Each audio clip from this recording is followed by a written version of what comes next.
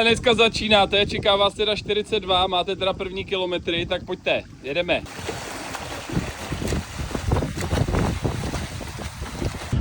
No, tak ja som za posledný půl rok plavala 4-krát a prišla som sem plávať trochu viac a padlo to ako vtip a vyšlo mi to fajn.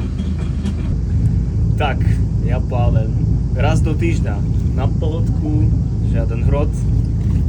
Tak som si vravel, že idem na dovolenku, že trošku sa počvachtáme vo vode a potom Míra, manažer motivácie vo voľnom čase. Já plavu jednou týdně s Jakubem.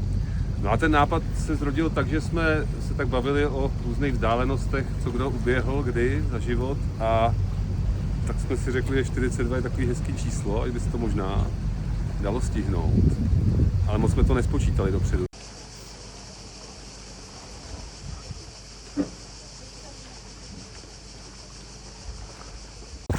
Tak co, jaký to bylo dneska?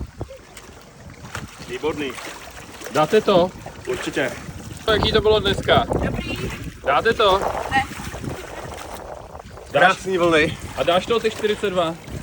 No musíme to dát. Budeme do toho, přesně tak.